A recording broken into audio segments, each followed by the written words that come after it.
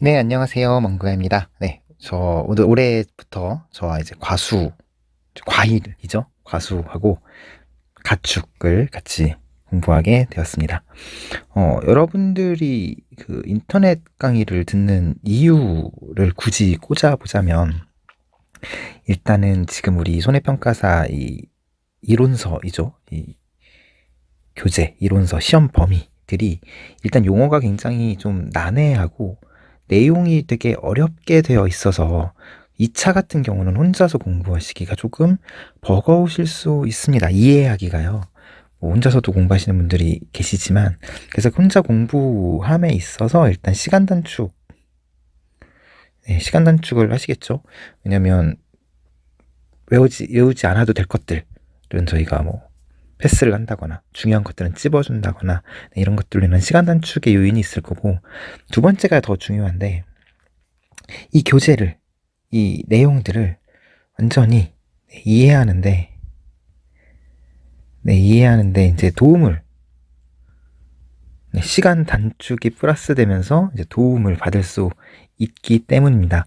그래서 이제 강의를 들으시면 이 활용법 같은 것들을 설명을 드리면, 강의를 들으시고 해당 그 진도까지 이제 저희가 강의가 끝나면 그 부분까지 여러분들이 복습을 하실 때 강의를 한 번 더 들어보시는 게 아니라 그 부분까지의 이 글들을 여러분들이 혼자 읽어보시고 그게 이해가 되면 성공하신 거예요. 이해가 안 되면 그때 이제 강의를 다시 들으셔서 그 부분을 다시 듣는다거나 해서 여러분들이 나중에 이 교재 부분을 혼자 읽었을 때 완벽하게 이게 이런 뜻이었지 하고 이해가 되면 끝나는 거거든요. 그래서 그렇게 이 강의를 활용을 했으면 좋겠고요. 이 강의 이전에 저희가 이제 용어의 정의라고 5개의 강의를 찍어서 올려드린 게 있으니까, 그 용어의 강의, 꼭 용어의 정의죠. 용어의 정의 강의를 통해서 이 농작물재해보험에서에 해당하는 그 낯선 용어들에 좀 친해지는 계기를 삼으셔가지고요. 그것만 잘 보셔도 이 강의를 들으시는데 충분히 조금 이해가 되는데 훨씬 더 도움이 될 거거든요. 그래서 그거는 추천드리는 게 아니고 필수로, 지금 여러분 혹시라도 그 강의 안 들으셨다면 잠깐 멈추시고 그 강의부터 듣고 오시면 굉장히 많은 도움이 되실 거라고 생각을 합니다. 네, 그래서 교재는 86페이지이고요. 한번 보도록 하겠습니다. 네, 일단 적과전 종합위험이라고 나오는데, 적과전 종합위험 방식이라고 나오잖아요. 근데 이제 한 가지, 강의 이전에 또 한 가지 추가로 첨언을 드리면, 우리가 보통 1과목이 있고 2과목이 있잖아요. 네, 그래서 1과목은 농작물재해보험의 이론과 실무, 그 다음에 2과목은 농작물재해보험 손해평가의 이론과 실무. 다 똑같은 말인데 이제 손해평가라는 말이 붙죠. 하지만 제 생각은 1과목은 이론이고요, 2과목은 실무라고 생각하시면 될 겁니다. 그래서 1과목은 어떤 걸로 구성이 되어 있냐면, 적과전종합위험 방식도 있고 무슨 여러 가지 보장 방식들이 있을 거예요. 그러니까 농작물 재해보험에 여러 가지 상품이 있을 건데 그 상품 내용입니다. 네, 상품 내용으로 구성이 되어 있어요. 이 상품 내용에는 뭐가 있냐면, 당연히 이제 정의도 있을 거고, 그 다음에 보상하는 재해, 이 상품이 이제 어떤 보장 방식에 대한 보상하는 재해들도 있을 거고요.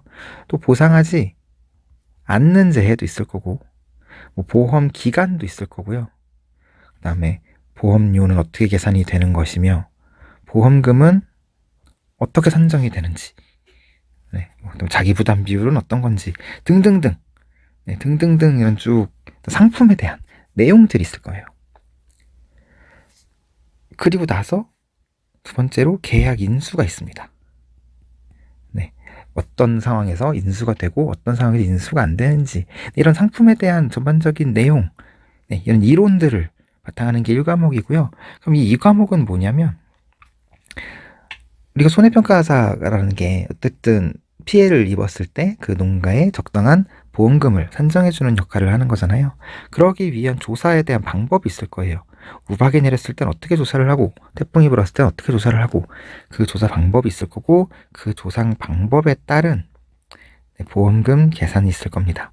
네, 여기서 물론 보험금이 간단하게 나오지만 이게 좀 세분화된, 네, 좀 자세한, 네, 자세한 보험금 계산 방법이 있을 겁니다. 그러니까 이제 여기 실무가 되겠죠. 그래서 같은 보장 방식이라도 1과목 내용은 이렇고 2과목 내용은 이렇다라는 것들이 큰 흐름으로 나뉘는데, 저희 교재를 보시면 1과목과 2과목이 따로 구분되어 있지 않아요. 이 공부를, 학습을 계속 지도를 해보니까 이런 경우가 있어요. 사람 마음이라는 게 1과목을 쭉 공부를 합니다. 1과목부터 쭉 공부해요. 왜냐면 책이 2권이잖아요. 네. 1과목을 먼저 쫙 공부를 해요. 이론을 쫙 공부합니다. 다시 돌아와요. 그리고 이제 2과목에 와서 처음 해봤던 예를 들어 적과준종합이란 방식이다. 그러면 다시 시작을 해요. 2과목을. 근데 이게 1과목을 먼저 쫙 공부를 하다 보면 이 2과목 공부할 때쯤에 여기서 약간의 오류가 발생을 하죠. 내 머릿속에서. 그러면서 연계가 잘 안 돼요. 그래서 이걸 어떻게 하면 효율적으로 할까? 그냥 묶어버리는 거죠. 그냥 적과전 종합이론 방식은 적과전 종합이론 방식대로 그냥 공부를 하는 거예요. 1과목, 2과목 상관없이요. 물론 제가 나중에 이 부분은 1과목이다, 이 부분은 2과목이다 짚어는 드리겠습니다. 네, 그래서 적과전 종합 방식 그냥 완전히 통으로 적과전 종합 방식 1과목, 2과목을 한 번에, 네, 아예 보장 방식 하나씩 부셔나가는 도장 깨기 식으로요. 네, 그런 식으로 이루어져 있습니다. 그래서 여러분들이 이 공부를 하실 때, 학습하실 때 이 흐름을 한번 잡아보시는 연습을 하세요. 지금은 상품 내용을 이렇게 공부를 하고, 그리고 나서 조사 방법을 공부를 하고, 그 조사 방법에 따른 보험금 계산은 이렇게 하는 것이며, 이렇게 쭉 그 흐름이 있을 거예요. 네, 그 흐름을 파악하는 연습을 하시면 될 겁니다. 네, 진짜로 시작을 해보도록 하겠습니다. 일단 주 특징을 제가 써놨는데, 일단 여러분 적과전 종합비용 방식, 네, 적과전 종합비용 방식, 생전 처음 들어보는 방식이죠. 이게 뭔 소리인지도 모르겠죠. 그래서 주요 특징을 쭉 읽어보면 적과전 종합 방식이란 보험 목적에 대해서 통상적인 적과를 끝내는 시점까지는 쭉 있어요. 이게 읽어도 뭔 소리인지 감이 안 오실 거예요. 제가 강의 초반에 말씀드렸듯이 강의를 듣고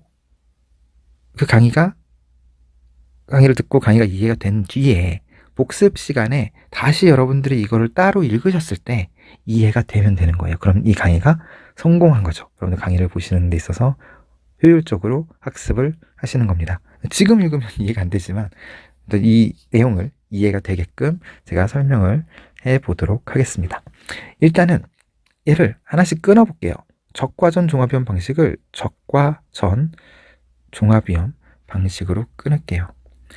다시 이야기하면 적과 전에는 종합적인 위험을 보장하는 방식입니다.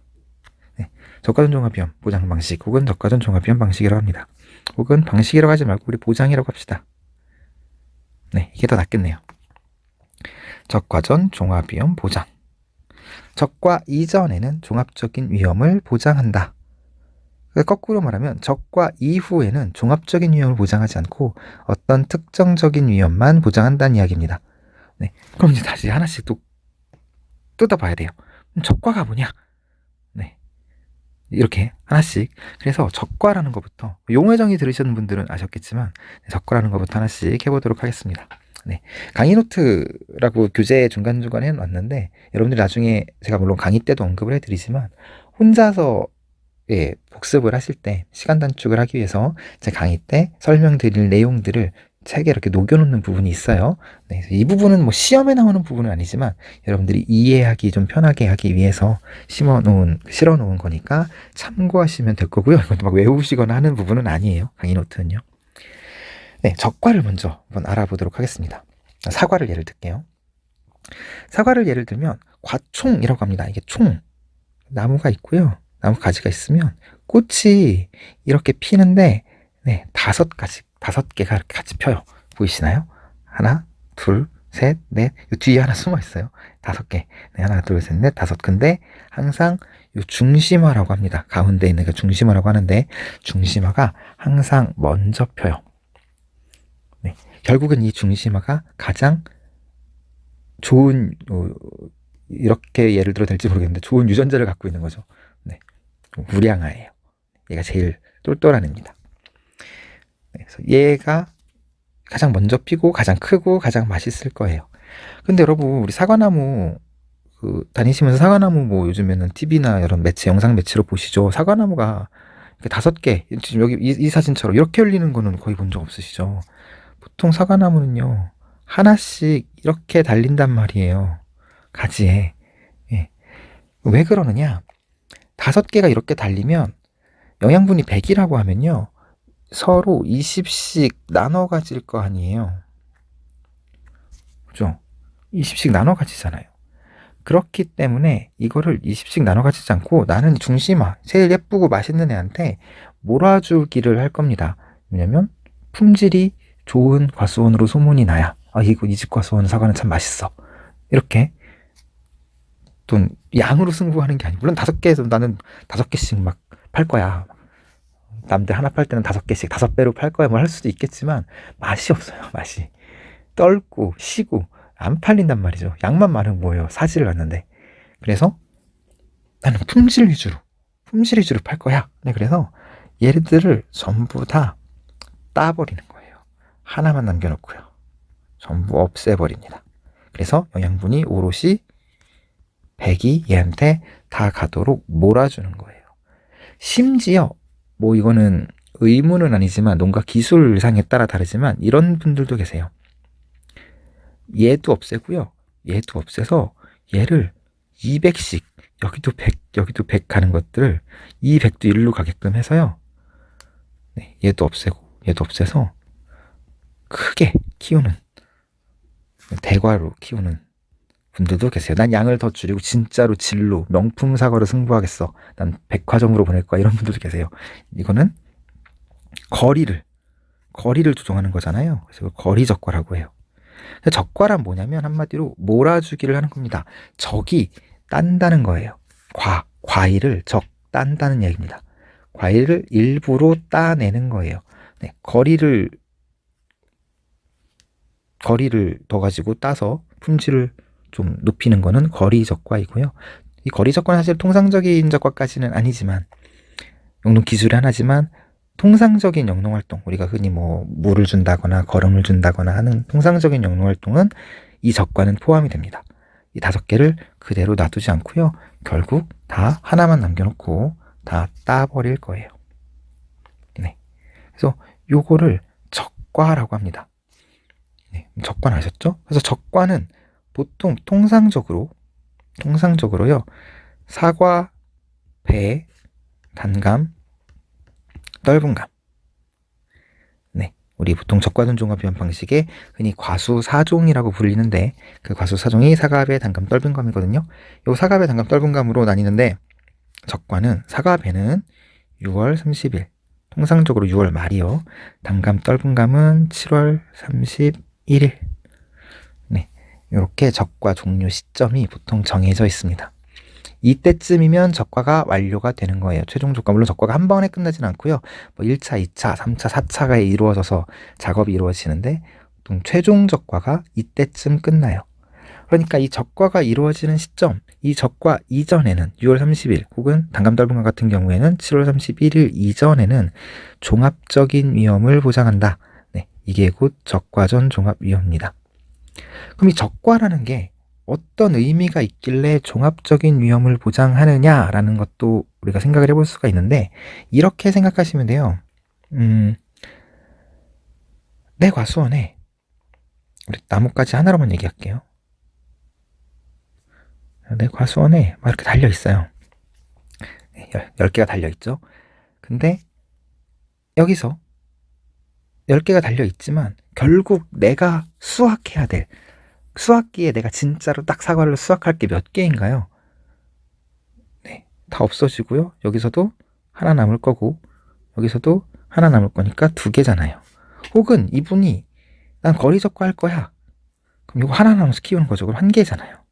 결국에 적과라는 얘기는 적과가 끝난 시점에서는 이 과수원주, 농장주의 의지를 알 수 있어요. 내가 올해 사과를 몇 개를 이 나무에서 수확을 하겠다라는 의지.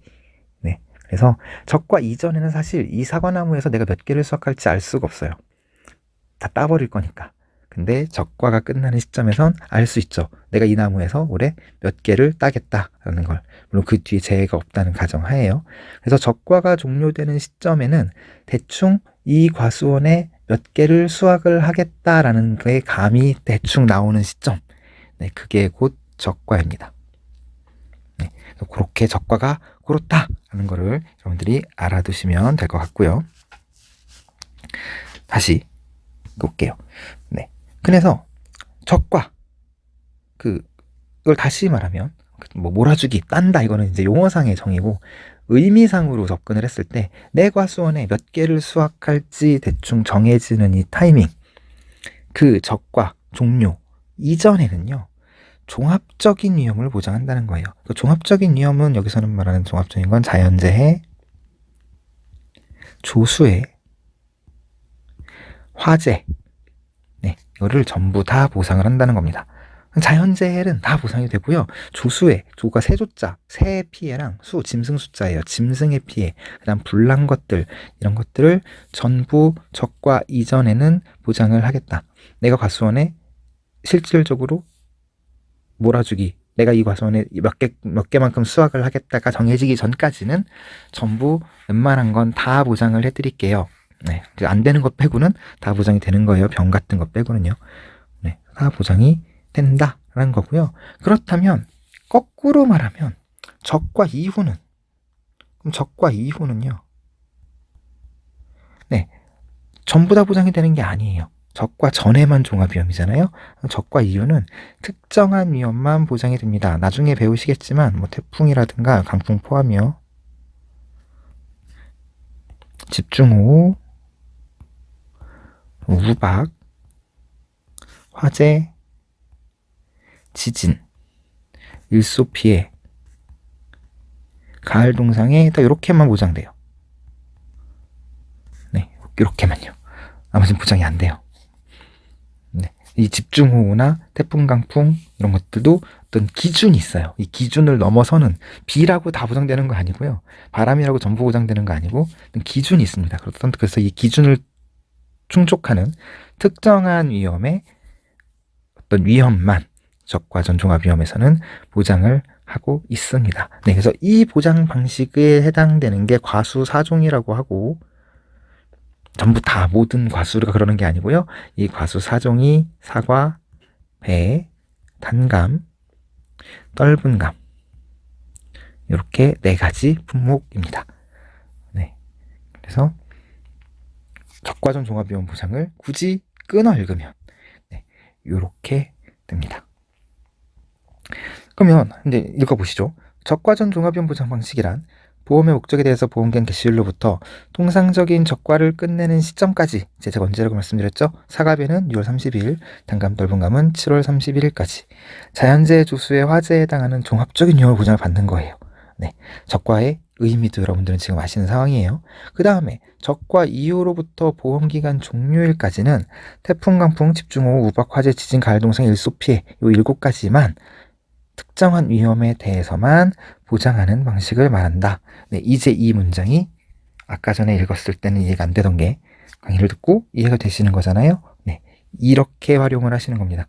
이 강의는 여러분들이 나중에 복습을 하실 때, 나중이 아니죠. 보통 이 강의를 들으시고 바로 바로 강의가 멈춘 뒤에 오늘 할 일을 다 했다가 아니고요. 진도 나간 데까지만큼의 교재를 여러분들이 읽어보시고 이게 이해가 돼야 돼요. 이해가 안 되면 강의 다시 들으셔야 되는 거예요. 그래서 이해가 됐다면 그게 곧 복습이고 강의는 더 듣지 않으셔도 됩니다. 나중에 여러분들이 이제 사람이 이제 잊어버릴 수 있는데, 나중에 교재를 펼쳐서 또 복습을 하겠다고 읽었는데 이게 무슨 소리지? 하면 그때 또 인터넷 강의의 좋은 점은 계속 반복해서 들을 수 있는 거잖아요. 네, 그때 또 찾아보시면 될 겁니다. 네. 그 다음에 따라서 보장 개시일로부터 통상적인 적과를 끝내는 시점까지의 기간 동안 사고가 발생했을 경우에는 가입 당시 정한 평년착과령과 또 이제 어려운 단어가 나와요.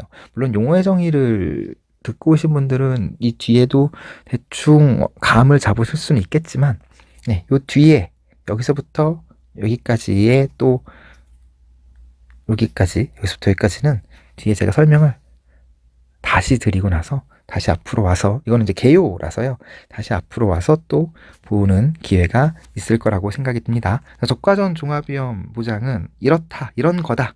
대충 이렇게만 흐름을 잡고 넘어가도록 할게요. 대신에 적과전 종합위험 방식의 대상 품목은 사과배, 단감, 떫은감이다. 이것까지는 안고 가시면 좋겠습니다. 네, 그래서 넘어가도록 할게요. 그래서 87페이지 보시면 보장하는 재해가 나옵니다. 지금 상품 내용을 하고 있기 때문에 1과목 부분이에요. 우리 보시면 적과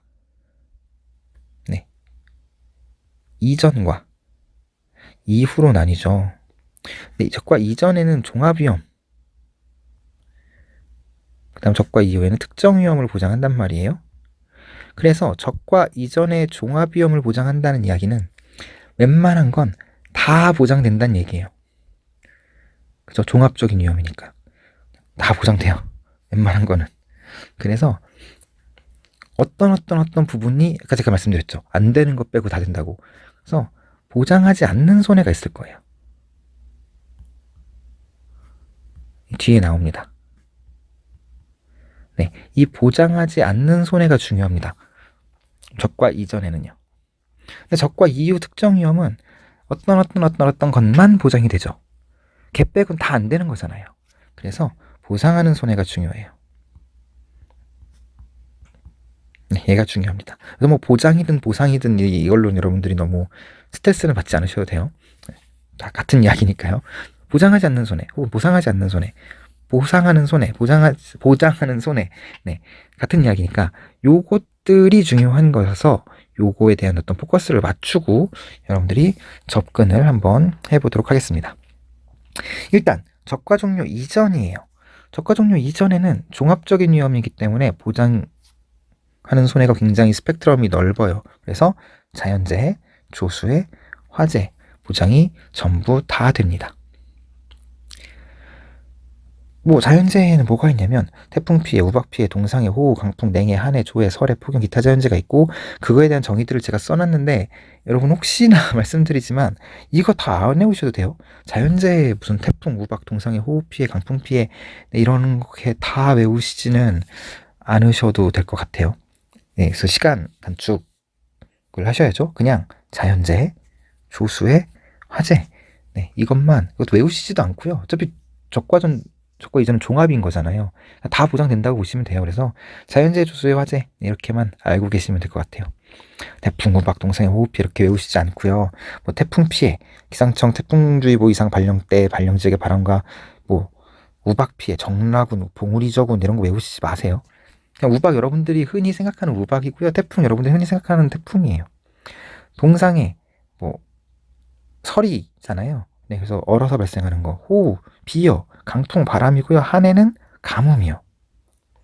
냉해는 뭐 찬기운일 거고 조해가 이제 바닷물 피해고 설해는 눈 이런 것들이잖아요. 이렇게 알고 넘어가시면 되지. 이것들이 여러분에게 중요한 게 아니잖아요. 네, 적과 종료 이전에는 자연재해, 조수해, 화재 이렇게 보장한다만 딱 알고 넘어가시면 될 것 같습니다.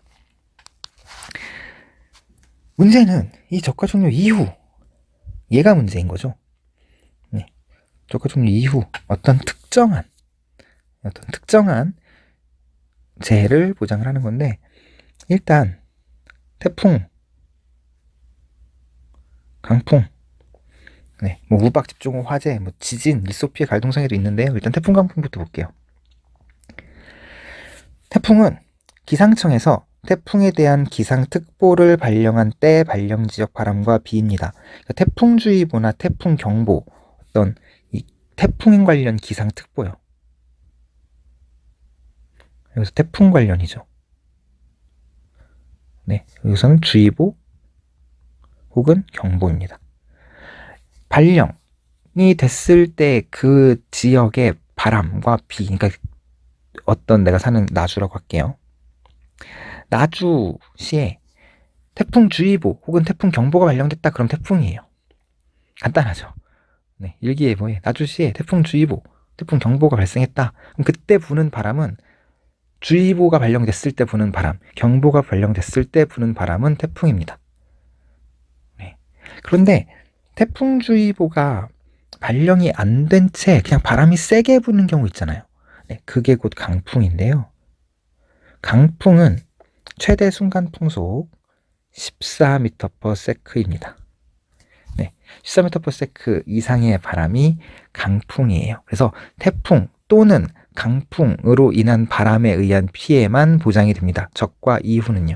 그냥 바람 살랑 불어가지고 떨어지는 거는 보장이 안 돼요. 바람으로 인해 떨어졌다 손 치더라도요. 적과 이전에는 보장이 됩니다. 바람이 그냥 살랑 불었는데 두둑 떨어졌어야 보장돼요. 근데 적과 이후는 이 요건을 여기 왜 태풍이에요. 기상특보죠? 네. 이 요건을 충족하지 않으면 안 돼요. 그래서 한번 볼게요. 강풍은 과수원에서 가장 가까운 세 개의 기상관측소라고 되어 있습니다. 일단 기상청에서 설치한 기상관측소 또는 기상청이 인증하고 실시간 관측 자료를 확인할 수 있는 관측소, 뭐 농촌진흥청이라든가 그 농업교육센터랑 연계해가지고 세우는 기상관측소가 있어요. 네, 거기에 측정 자료 중 가장 큰 수치의 자료로 판정된다는데 이거를 읽었을 때 이제 여러분들 이해가 되셔야 되니까 나주가 있고 여기에 영암군이 있습니다. 전라도 사시는 분들은 아시겠죠? 근데 과수원이 여기 있어요. 네. 과수원 여기 있습니다. 나주시에 태풍주의보가 발령됐습니다. 나주시에요. 영암은 태풍주의보 발령이 안 됐는데 태풍이 위로 이렇게 올라가나 봐요. 여기에 걸친 거죠.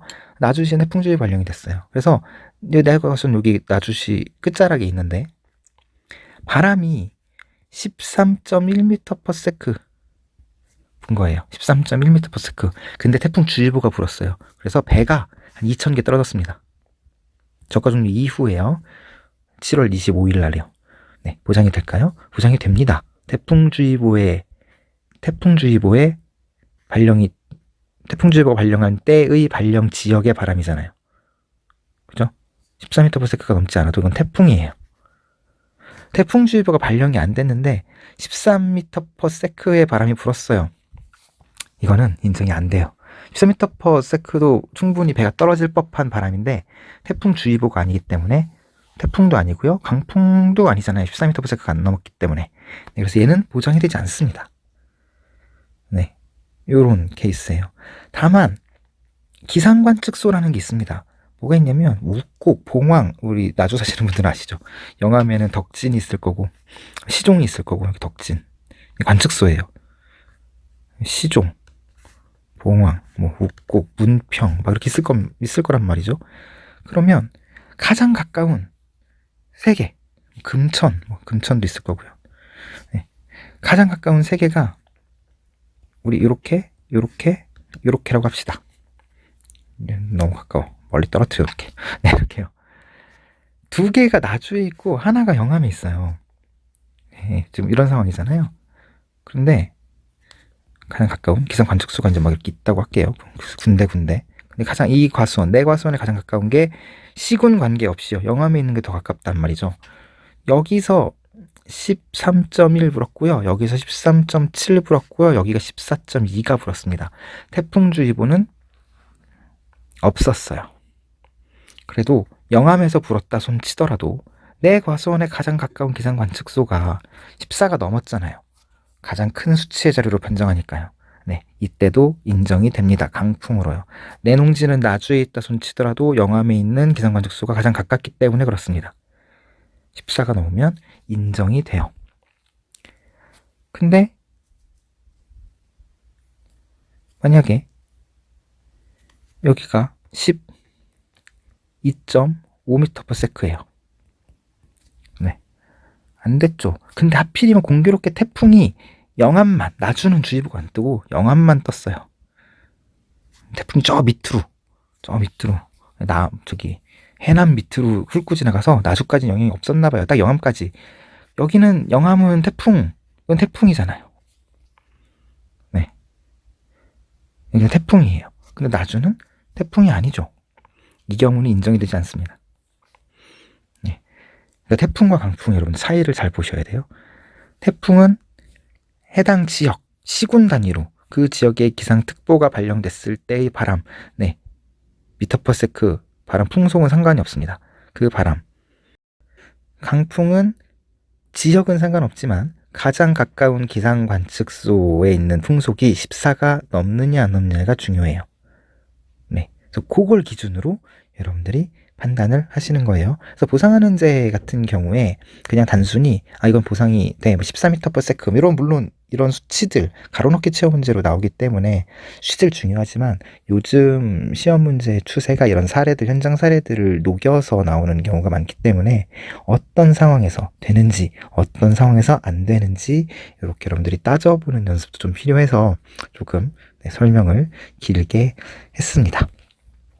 네, 그다음에 우박 집중호 쭉 나오는데 저희 강의가 제가 사람 얼굴이 안 나오잖아요. 그래서 한편으로는 집중도 무슨 과외 받는 것처럼 집중도가 있어 교재나 모니터만 보면 되잖아요. 좋은데 지루합니다. 30분이 넘어가면 지루하고 집중도가 조금씩 떨어져요. 그래서 강의를 웬만하면 30분 언저리로 이렇게 끊어가려고 하거든요. 네, 그래서 아쉽지만 태풍 강풍 뭔가 딱 B를 딱 받았을 것 같은데 아쉽지만 태풍 강풍 첫 시간이기도 하고요. 네, 태풍 강풍까지만 하고 나머지는 다음 시간에 이어서 하도록 하겠습니다. 감사합니다.